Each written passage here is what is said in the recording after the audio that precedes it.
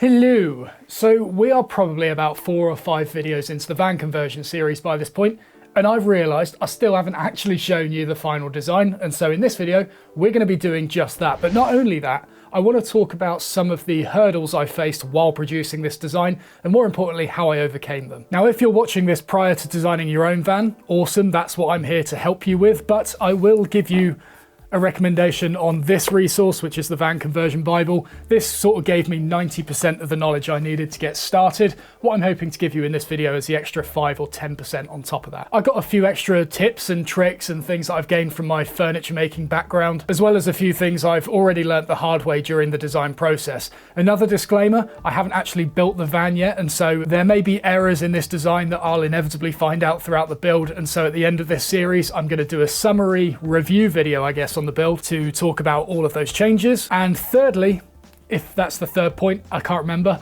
I'm not going to be including any schematics in this video for the gas, electric and water because I am not qualified nor knowledgeable nor experienced enough to give even an opinion on those things, and so all I'm going to be doing is maybe recommending the products I plan on using and things like that. So stick around, have a look in the description at the book, and take my words with a pinch of salt. So here is the van in its entirety, and it's taken a long time to get to this point. This document is a graveyard for old models, some of which I spent 2 or 3 days working on and now sit there redundant, completely useless, a reminder of the effort and energy I put into those bastards. So there's a few things that you'll spot right away. A bed, a wet room, a kitchen and a seating area. Standard van conversion. Right? Not quite. There is a ton of extra features and considerations that went into this thing that we'll obviously uncover throughout the video. Now I'm modelling this on SketchUp, which is a quick, relatively simple and free piece of modelling software. There is a bit of a learning curve to using it, but fortunately for you, if you want to learn it, I've got a tutorial up here that I posted on my free online woodworking school. I can't remember if it's 5 parts or 10 parts. It's been a while since I've even looked at the thing, but it's there if you want to use it, if you want to learn the program. Have a look at that. I use it all the time, from things like furniture making all the way to like planning out a room before I start shifting pieces of furniture around. When logging dimensions of the van interior, the amount of measurements you take is really up to you. You could go relatively simple, leaving you with something like this to build your interior within, or you could go completely overboard like I did and log every roof rib, every supporting structure, and maybe even take a 3D scan of the interior so you can be as prepared as possible when designing. I mean, look, the wall ribs on my model are simple lines, but they give me enough information to figure out whereabouts I can place windows in relation to the internal furniture. Now, of course, it does get to a point of diminishing returns when you're taking these measurements, yet when you're designing the interior, the last thing you want to be doing is going from your computer where you're designing it back to the van to quickly check something that wasn't on your measurements, or like this weird thing that you can't quite remember what you logged. It just makes the process a lot slower and frustrating, which in my case was where having a 3D render of the interior was incredibly useful. To produce this scan, I used Polycam 3D, and I used it so many times throughout the design process, I cannot vouch for it enough. I used it at times when I needed to remind myself what this weird thing was that I drew in the SketchUp model behind my seats. I could go to the 3D scan and remind myself, yes, it's that seatbelt column. Or alternatively, figuring out how I could get a wire trailing up to above the bed area. The scan allowed me to remind myself of the hollow cavity running up the back of the van where the brake lights are, without needing to run outside and go and check myself. So yeah, taking a 3D scan, really useful. I'm pretty sure the software's free. I'd recommend it. Now, my van is going to be used primarily for full-time van life, which means it needs to have considerations for sleeping, cooking, pooping, showering, sleeping, did I say sleeping, working, and sitting, driving. I need to be able to drive the thing. Whatever. And normally, to fit all of these functions into such a small space, van conversions are generally designed to be modular. That's to say, like a bed can turn into a dining table, or a chair can turn into a bouncy castle. I don't know. Things are made to be able to be changed relatively quickly and easily. However, this is me we're talking about, and I'm self-aware enough to know that I am a very, very lazy individual. And so there is not a chance that someone like me should be given a bed that turns into a dining table. I will either end up eating in bed every night, or I'll end up sleeping on a dining table, whichever one I happen to get comfortable with first. Probably eating in bed, because I kind of already do it. So for this reason, modularity would only be included included for bonus features of the van. It would not be for any of the essential things like eating, sleeping, cooking, pooping, showering, driving, and all those other things. That was good. That was quite quick. For example, if on the rare occasion I've got a mate who stays with me, or on the more frequent occasion I eat too much fibre in a day and my girlfriend kicks my smelly ass out of bed, I have got the option to add a second bed to the van. And so you'll see how that's constructed later in the video, but yeah, modularity only for bonus features, none of the essentials. Shut up! Stop calibrating. Thank you. Starting with the bed. This bed is oriented widthways in the van, which as a 6'1" tall individual is quite a questionable move because it's very hard to sleep widthways in a van that is only 6 foot wide. I did consider installing flares to create extra width, but had issues with sourcing them, and I even considered making my own. But in the interest of time and the fact that I'm actually a side sleeper and I tend to like curl up like a ball when I sleep, I figured I could get away with it and so didn't bother. It's constructed from aluminium extrusion, which makes it very lightweight, rigid, and is also removable. Should I ever need to transport anything big in the van temporarily, I could just take out the bed, bung something in there, and then move something, whatever. This bed frame is attached to aluminium brackets, which will be attached to the walls with rivet nuts. Now, using this method of attaching the bed to the walls leaves you with limited options as to what height you can actually place the bed. But fortunately, the only criteria I needed to meet was being able to fit my gravel bike underneath, which I could just about do. The bed has 2 reading lights with USB outlets, which can be used for charging phones at night. The switches that you see next to the bed will control 2 rows of LED lights. One row will be found in this alcove to act as some nice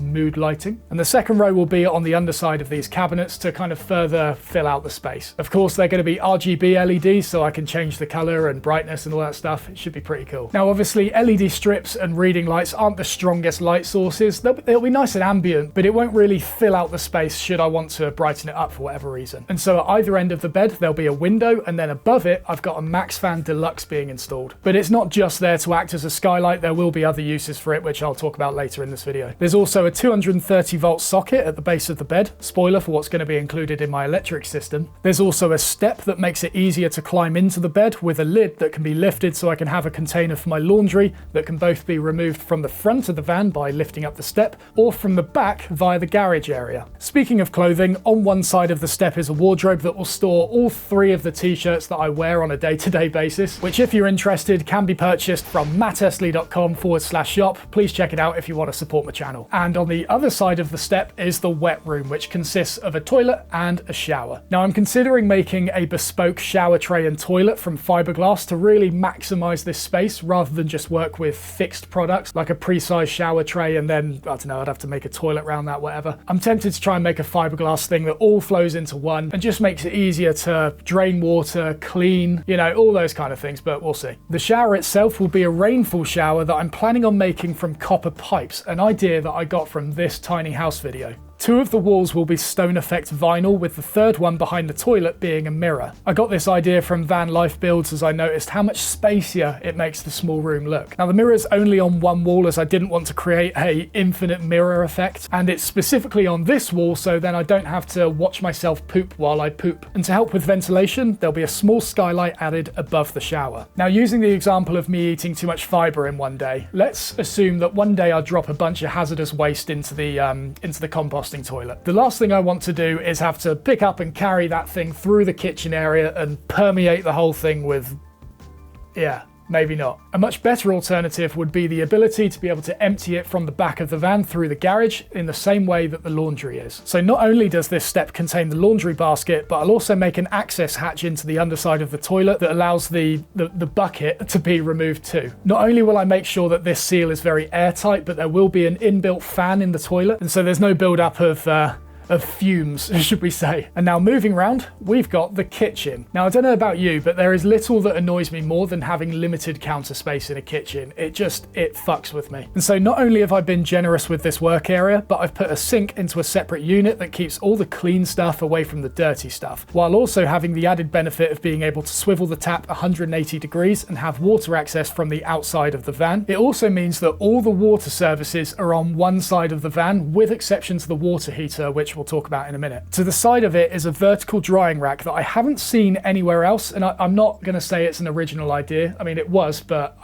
I haven't seen it before. And this little flap on the bottom is on a hinge to allow it to be folded away or folded out to redirect dripping water back into the sink. Additionally, we've got a drinking water tap that will be fed from a water bottle and submergible pump stored in this area, which is an idea I got from Greg Virgo. The kitchen itself includes a Thetford triplex hob, I think I'm saying that right, which has a 3-burner hob, a grill and an oven, all powered by LPG. Next to it is a Vitrafrigo.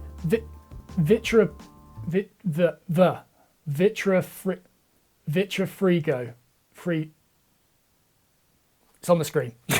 I got a fridge there which is on the larger side for van conversions, but like counter space, having limited fridge space really bugs me. Mainly because I hate how disorganized small fridges can be. You've got to like nest things in, and then if you want something from the bottom, you pull it out and everything falls down. Like, just having a bigger space allows me to be a little bit more willy-nilly about where I place things, and it's just going to be better. We've also got a series of drawers to the right hand side of the cooker, which will maybe store utensils and cutlery and things like that. We've got overhead storage for pots and pans and containers, whatever. On the side we got a spice rack, and then next to that a switch that controls 2 sets of LEDs, one of which will go on the underside of the overhead cabinets, and the other row will be at foot level along the base of the kitchen. The bottom row of LEDs is primarily for ambience, but the top one is to light up the area so the LEDs behind me on the roof aren't casting shadows in front of me while I'm trying to chop something. We've also got 2 extra drawers on the left, the top one including a small compost bin for food scraps that can be filled through this removable plug on top, and the bottom one will include a general waste and recycling bin, which will again be on a sliding drawer mechanism. I wanted to keep everything on the lower half as drawers because there's nothing I hate more than having cupboards below waist height. Like, things just get chucked in there. It's so difficult to organize. For me, having everything in drawers below waist level is just easier to keep organized and easier to keep clean. And then underneath the oven is where my heater and water boiler is going to be. For this, I'm going to be using the Truma 4E, which is very popular in the van conversion world. This has 4 outlets that vent hot air to various points around the van, one of which will be at the back doors to heat up the bed area. Another one will be in the wet room to help with drying wet clothes and towels and whatever I hang up in there. And the remaining 2 head towards the front of the van out of these 2 vents, and may even have a Y junction going out to where the handbrake is to warm up the driver's cab. Which brings us on to the next area. This is the seating area in the van, which doesn't look like much at first, but a lot of thought went into it. Now you might be asking, why is there a bench there when you've got 2 swivel seats? Like, surely that bench could be used for more storage or something a bit more optimal.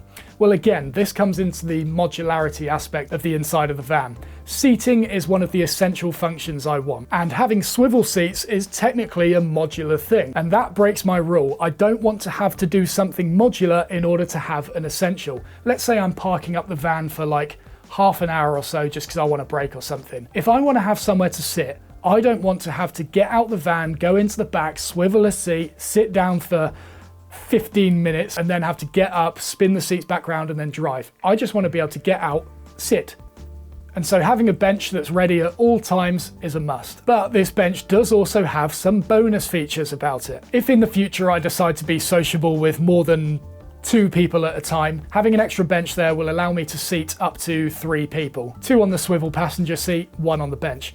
If I ever want to, God forbid, entertain more than that, the bench has a slide-out drawer that, with a little bit of rearranging of the pillows, will allow me to seat a 4th person, and if I swear to God, if this ever happens, I'm terrified. I host up to 5 people in that space. The side of the sink unit is able to fold down and become a seat in itself, and then another cushion comes from the seating area and is able to sit on there. And you might look at this and also recognize, hey, that could be a bed. That's the bed. that's the second one. I feel like that was a real anticlimax. Anyway, the other cool thing about this whole setup is the driver's seat can also swivel, and that means that the bench can be used as a footrest if I want to kind of like, you know, just sit there and recline and look out the driver's window.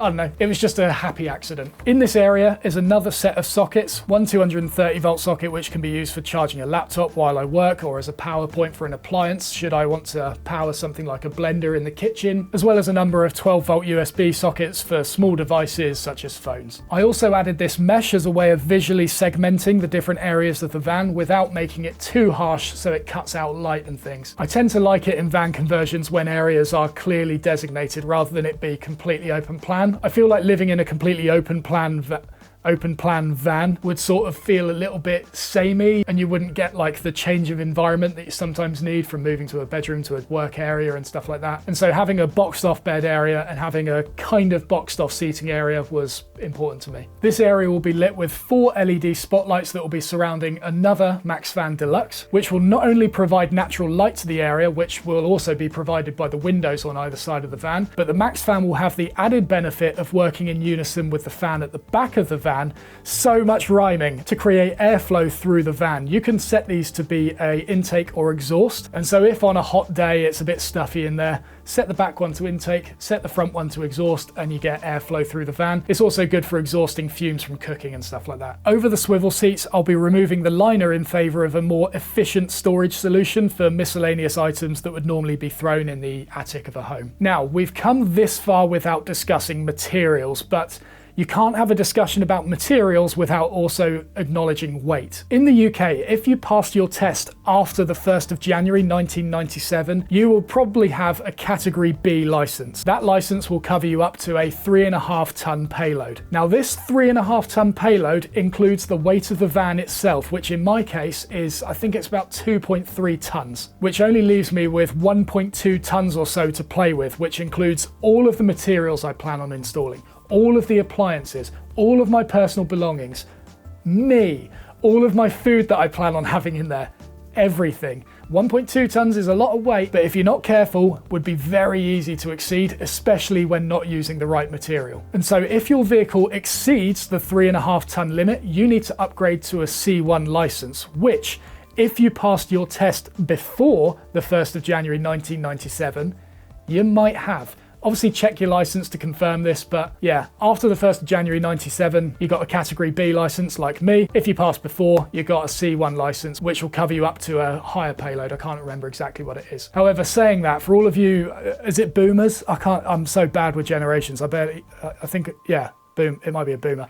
For all you boomers out there, I think that's the weirdest address I've ever given, but anyway, even though you have that privilege, it's not one that you want to abuse. Exceeding 3.5 tons will have massive knock-on effects for your van. Think of things like maneuverability, braking times, hill climbing, tyre wear, all sorts of knock-on effects that are completely avoidable if you plan correctly. What I did to keep track of everything is create a spreadsheet that not only totals up the overall weight of everything I'm planning on putting into the van, but also gives me a way of assigning the load to either the left or right of the van to help with balancing. This was incredibly useful just for like quickly drafting up an idea on my SketchUp model and then referring to the spreadsheet and assigning the loads correctly and seeing where it ended up. Many of the models found in my graveyard have been discarded as a result of not working in this spreadsheet. The loads would have been completely off, the van would have been too heavy on one side and just had to be completely reworked. And so if you want to use this spreadsheet yourself, I've popped a link to it in the description. And so here is a list of the actual materials I plan on using. First, let's start with the floor. Some people used veneered plywood or solid tongue and groove boards for this, but I decided to use high quality vinyl. Easy to install, fully waterproof, and although not quite as durable as solid wood,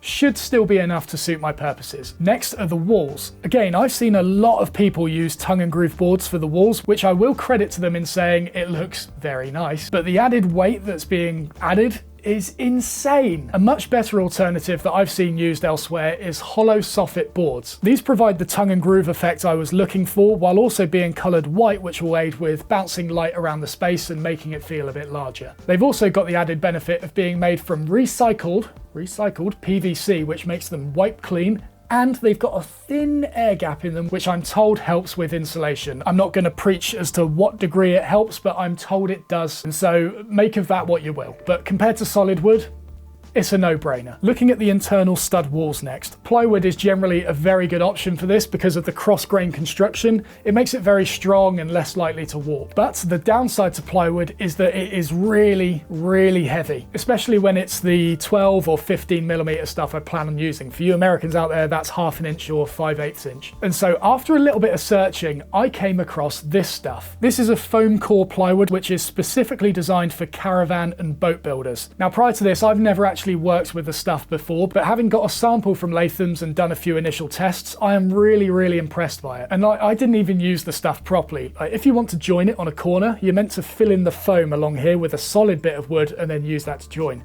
I just dominoed straight into the foam, glued that together, and was able to stand on it. And so when it comes to actually building the cabinetry and walls and stuff like that, and I do it properly, I am feeling very confident in this stuff. Now, these stud walls have a 45mm cavity to allow wires and cables and things to go between, and may even be filled with extra insulation like rock wool to help with further insulating and isolating spaces in terms of thermal and sound insulation. I've got a little bit of figuring out with regards to the curves around the van and how I'm going to construct those and join those to the cabinets, because even in my furniture making background, I've never actually constructed cabinets with curved edges like that before, so that is going to be a bit of a learning curve. Heh. Pun. Nice. And so with all of this weight reduction, I've given myself a lot of headroom in terms of weight.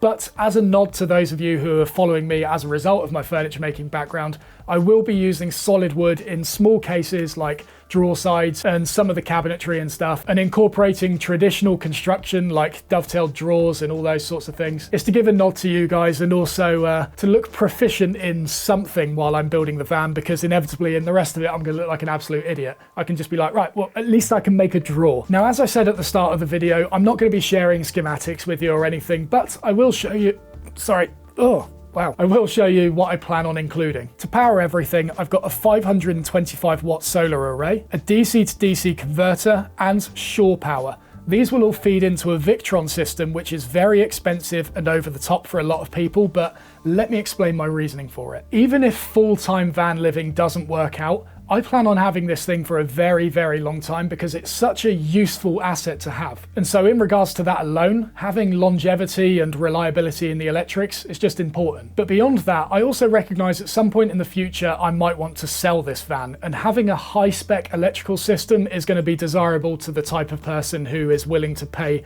the amount of money that I will sell this van for. Having a sort of cheaper, more budget setup, while it will work, it's just going to not look as reliable to an untrained eye. But beyond selling it, let's say I use it for a number of years and then for whatever reason the van dies and it's just not economical to repair the thing and I need to strip everything out of it. Well, being able to strip out the electrics of a Victron system will be incredible for powering a sort of off-grid system for a house or maybe a workshop. I don't expect it to be able to power the whole thing, but let's be fair, energy bills and stuff these days are bad enough. What are they going to be like in 10 years? Having a little solar array might be helpful. And so for all of those reasons, that is why I'm choosing to splash out. It's what I tend to do with furniture making. I just tend to buy the best that I can afford so I don't have any issues later. Now, I recognize that a Victron system isn't within everyone's budget. It is very expensive, but at the very least, what I'd recommend you do, let me grab it, is download this from the Victron website. This is Wiring Unlimited. It's a free document and it basically explains everything you need to know about using an off-grid system. And while the information in that document is often centric to Victron products, the language it uses is broad enough, like inverters and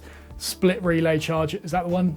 DC to DC, I can't remember. It uses broad enough language that you could apply to basically anything. And so when you're planning out your electric system, and like me, you're not very confident with electrics, read that thing cover to cover. It will explain a lot. And then maybe check out a few extra videos on YouTube. I'll put a link to another video by Greg Virgo below that I have probably watched about 25 times by this point. He's got some really good breakdowns of everything you need to know, but if you want to go a little bit more bespoke and specific, that's where this guide can help. Moving on to the water next, I've got a 100-litre water tank above the rear wheel arch. Now, the reason I chose to have this installed in the van is because I have this idea at some point that I want to drive to the Alps and do like a ski season or something, and having a water tank stored externally on the van makes it open to freezing, thus completely cutting off my water supply. And so moving it internally was the solution. Fun fact, I originally had this on the right-hand side of the van so I could run water through the heater and then across to the shower and sink. But upon putting this into my weight distribution spreadsheet, I found this made the right-hand side of the van grossly overweight, because in addition to all of the appliances and kitchen stuff on that side of the van,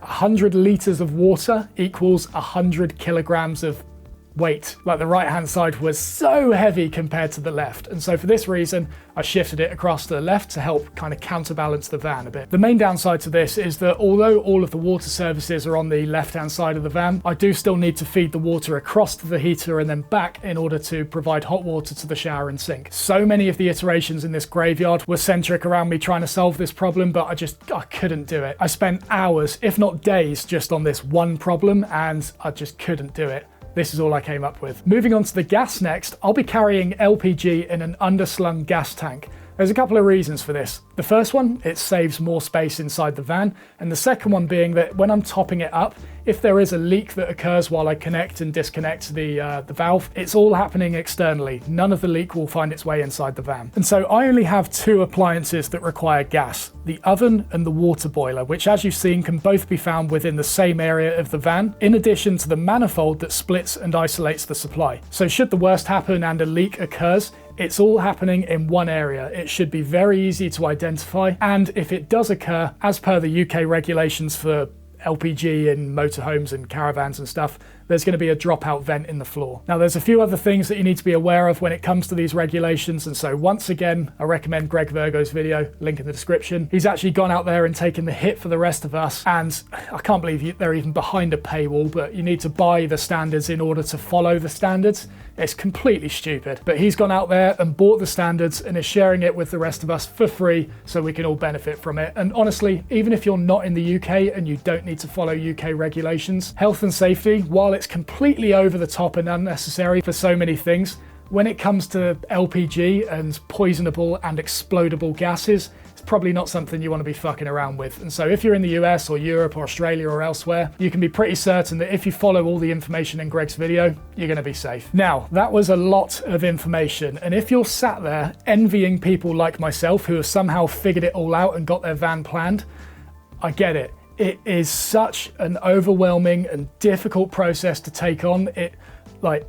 Definitely the most difficult thing I've ever had to work out. And honestly, I'm still not confident in what I have. I haven't actually built the thing yet. It's not easy. And so it's okay to feel overwhelmed at this point. And not only might you feel overwhelmed by this process, but you might also be asking yourself, where the fuck do I start with this? Like, do I start with the gas? Do I start with the layout? Do I start with the electrics? And like, how do you get started in this thing?